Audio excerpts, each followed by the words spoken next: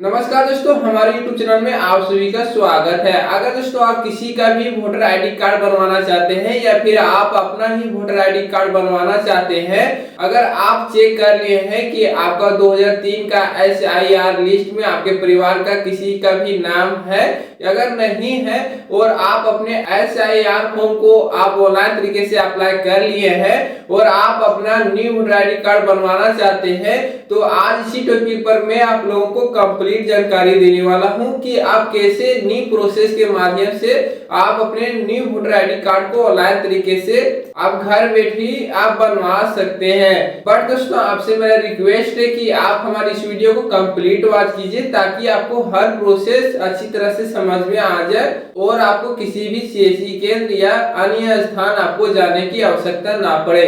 सबसे पहले आपको अपने मोबाइल या लैपटॉप के किसी भी ब्राउजर को ओपन कर लेना है और आपको यहाँ पे सर्च बार दिखाई दे रहा होगा, आपको सर्च बार में सर्च कर देना है वोटर कार्ड। आपको सर्च बार में सर्च करते ही आपके सामने एक न्यू इंटरफेस जनरेट होकर आ जाएगा और आपको यहाँ पे दिखाई दे रहा होगा इलेक्शन कमीशन ऑफ इंडिया, रूसी में आपको एक लिंक दिखाई दे रहा होगा इलेक्ट्रॉन सर्च ECI.gov। आपको इस लिंक पर क्लिक कर देना है। दोस्तों इसका लिंक हमारे वीडियो के नीचे डिस्क्रिप्शन में दे दिया गया है। अब डायरेक्टली हमारे वीडियो के नीचे डिस्क्रिप्शन में जाकर आप इस लिंक पर आप जा सकते हैं। दोस्तों आपको इस लिंक पर क्लिक कर देना है। आपको उस लिंक पर क्लिक करते ही आप मतदाता सेवा पोर्टल के ऑफिशियल वेबसाइट पर आप आ जाते हैं और आप यहाँ पे देख रहे होंगे कि इस सर्विस में जितने सारे पोर्टल का यूज किया जाता है आपको यहाँ पे एक इंटरफेस के रूप में दिखाई दे रहा होगा। आपको इस पोर्टल को यूज करने से पहले आपको यहाँ पे सबसे पहले दिखाई दे रहा होगा साइन अप। आपको साइन अप कर लेना है, फिर उसके बाद आपको लॉगिन पर क्लिक कर देना है। आपको लॉगिन पर क्लिक करते ही आपके सामने एक पॉपअप जनरेट हो जाएगा लॉगिन का और आपको यहाँ पे अपने registered mobile number, email ID या फिर ईपिक नंबर को आपको फिलअप कर देना है जो आप अपने रजिस्ट्रेशन के समय साइन अप करते समय आप नंबर वहां पे फिलअप किए होंगे, आपको यहाँ पे फिलअप कर देना है और आपको इस कैप्चा कोड को सेम इसी तरह आपको यहाँ पे फिलअप कर देना है और आपको रिक्वेस्ट OTP वाले ऑप्शन पर क्लिक कर देना है। आपके मोबाइल नंबर पर एक OTP जाएगा 6 डिजिट का, आपको यहाँ पे इस बॉक्स में फिलअप कर देना है और आपको वेरीफाई एंड लॉगिन वाले ऑप्शन पर क्लिक कर देना है। आपको वेरीफाई एंड लॉगिन वाले ऑप्शन पर क्लिक कर दे ही आप मतदाता सेवा पोर्टल पर फिर से आ जाते हैं और आपको यहाँ पे नीचे में दिखाई दे रहा होगा एक सर्विस न्यू वोटर रजिस्ट्रेशन और आपको यहाँ पे बोल रहा है कि आप इस फॉर्म को आप अप्लाई करना चाहते हैं, अपने न्यू वोटर आईडी कार्ड को बनवाना चाहते हैं अपना या किसी का भी, तो आपका उम्र 18 वर्ष या फिर 18 वर्ष से ऊपर होना चाहिए, तभी आप इस फॉर्म को आप ऑनलाइन तरीके से आप अप्लाई कर सकते हैं। आपको यहाँ पे दिखाई दे रहा होगा फॉर्म 6, आपको यहाँ पे क्लिक कर देना है। आप इसे वहां पे क्लिक कीजिएगा तो आपके सामने फॉर्म 6 का जो फॉर्म इंटरफेस है वो आपके सामने जनरेट होकर आ जाएगा। आपको यहाँ पे अपने स्टेट नेम को चूज कर लेना है, इस एरो वाले ऑप्शन पर क्लिक करके आपको यहाँ पे अपने डिस्ट्रिक्ट नेम को चूज कर लेना है, इस एरो वाले ऑप्शन पर क्लिक करके आपको यहाँ पे अपने असेंबली नेम को चूज कर लेना है, इस एरो वाले ऑप्शन पर क्लिक करके आप इसे यहाँ पे अपने स्टेट नेम, डिस्ट्रिक्ट नेम और आप अपने यहाँ पे विधानसभा नेम को सिलेक्ट कीजिएगा तो आपका जो विधानसभा नंबर है वह ऑटोमेटिक ही आपको यहाँ पे शो कर देगा। आपको यहाँ पे नीचे में दिखाई दे रहा होगा नेक्स्ट, आपको नेक्स्ट पर क्लिक कर देना है। आपको नेक्स्ट पर क्लिक करते ही आप पर्सनल डिटेल्स के स्टेप पर आप आ जाते हैं। आप यहाँ पे अपने फर्स्ट नेम को इंग्लिश में फिलअप कर दीजिएगा और आपका जो सर नाम है उसको यहाँ पे आपको फिलअप कर देना है इंग्लिश में। आप जैसे यहाँ पे अपने फर्स्ट नेम को और सर नेम को आप यहाँ पे इंग्लिश में फिलअप कीजिएगा तो आपका यहाँ पे हिंदी में ऑटोमेटिक ही आपको शो कर देगा। अगर आपको किसी भी तरह के हिंदी में कुछ प्रॉब्लम आपको लग रहा है तो आप यहाँ पे देख रहे हैं कीबोर्ड, आप इस कीबोर्ड के माध्यम से आप अपने हिंदी टाइप को आप सुधार सकते हैं। आपको इस तरह यहाँ पे अपने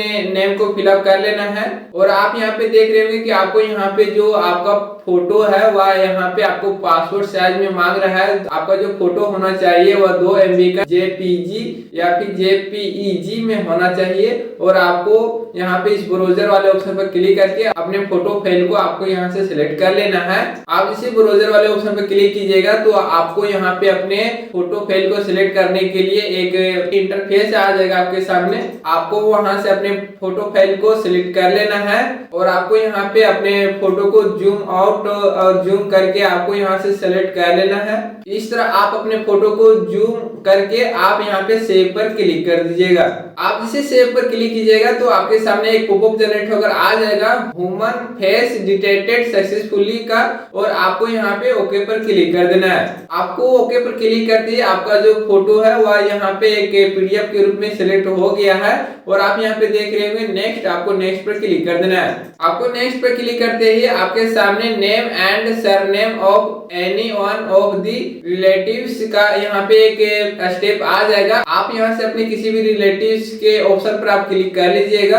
अगर आप अपने वोटर आईडी कार्ड में आप अपने फादर्स के रिलेटिव डिटेल्स को देना चाहते हैं तो आप अपने फादर्स वाले ऑप्शन पर क्लिक कर दीजिएगा। अगर मदर को देना चाहते हैं तो आप यहाँ पे मदर वाले, या फिर आप अपने हस्बैंड, या फिर आप अपने वाइफ, या फिर आप किसी का भी आप यहाँ पे रिलेशनशिप देना चाहते हैं तो आप यहाँ पे सिलेक्ट कर लीजिएगा। अगर आप यहाँ पे अपने फादर्स के डिटेल्स को देना चाहते हैं तो आपको अपने फादर्स वाले ऑप्शन पे क्लिक कर देना है, और आपको यहाँ पे अपने फादर्स के फर्स्ट नेम इंग्लिश में और आपका जो फादर्स का सर नेम है उसे आपको यहाँ पे इंग्लिश में फिलअप कर देना है। आप इसे यहाँ पे इंग्लिश से आप फिलअप कीजिएगा तो आपके दोनों स्टेप में यहाँ पे आपका फादर्स का जो नेम है वह हिंदी में और जो सर नेम है वह भी हिंदी में आपको यहाँ पे शो कर देगा।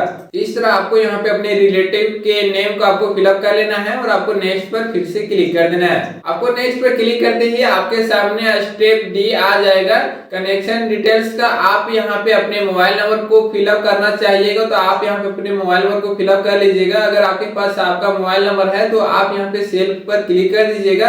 अगर आप दूसरे के मोबाइल नंबर को अपने वोटर आईडी कार्ड में आप रजिस्ट्रेट करना चाहते हैं तो आप यहाँ पे क्लिक कर दीजिएगा दूसरे स्टेप में। अगर आपके पास मोबाइल नंबर है तो आपको सेल्फ वाले ऑप्शन पे क्लिक कर लेना है, और आपको यहाँ पे अपने मोबाइल नंबर को फिलअप कर लेना है इस तरह। और आप यहाँ पे नीचे देख रहे होंगे ईमेल आईडी, अगर आपके पास ईमेल आईडी है तो आप यहाँ पे सेल्फ वाले ऑप्शन पे क्लिक कर दीजिएगा। अगर आपके पास नहीं है और आप अपने रिलेशन के किसी भी सदस्य के ईमेल आईडी को आप ऐड करना चाहते हैं अपने वोटर आईडी कार्ड में तो आप यहाँ पे क्लिक कर दीजिएगा।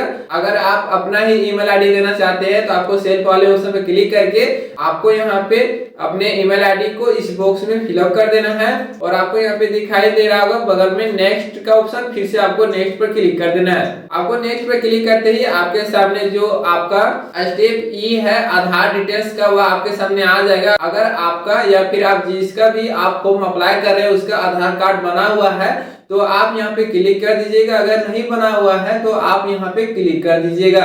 अगर आपका या फिर आप जिसका भी फॉर्म अप्लाई कर रहे हैं उसका आधार कार्ड बना हुआ है तो आपको यहाँ पे क्लिक कर देना है, और आपको यहाँ पे उसका आधार नंबर या फिर आप अपना आधार नंबर आप यहाँ पे फिलअप कर लीजिएगा 12 डिजिट का, और आपको फिर से नेक्स्ट पे क्लिक कर देना है। आपको नेक्स्ट पे क्लिक करते ही आपके सामने स्टेप एफ जेंडर का आ जाएगा, और आप यहाँ से अपने जेंडर को चूज कर लीजिएगा।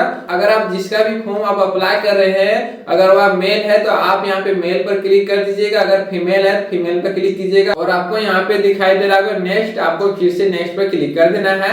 आपको नेक्स्ट पर क्लिक करते ही आप फिर से G step details of birth details के स्टेप पर आप आ जाते हैं, और आप यहाँ पे अपने डेट ऑफ बर्थ को सिलेक्ट कर दीजिएगा इस कैलेंडर के माध्यम से।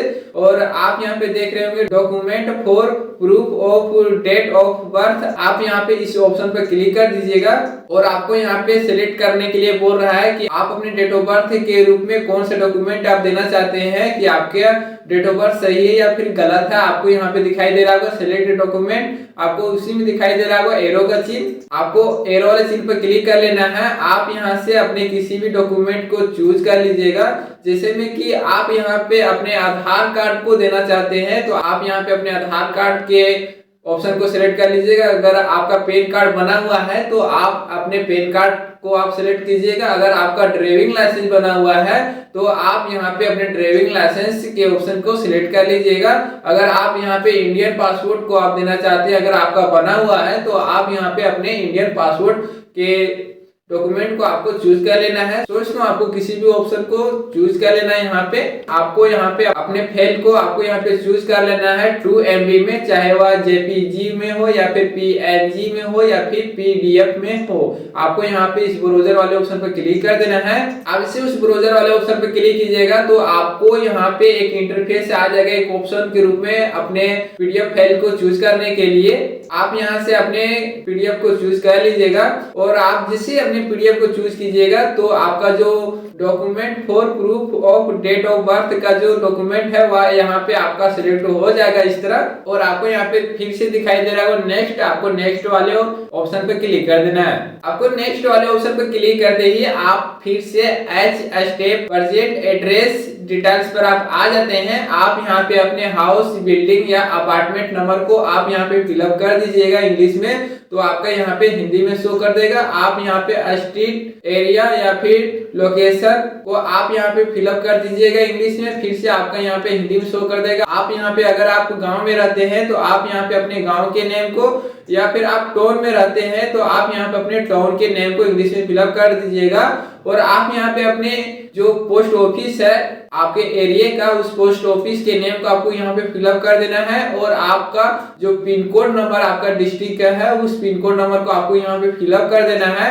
और आपका जो तहसील है उसे आपको यहाँ पे फिलअप कर देना है। आपका सभी बॉक्सों में हिंदी में आपका यहाँ पे शो कर देगा।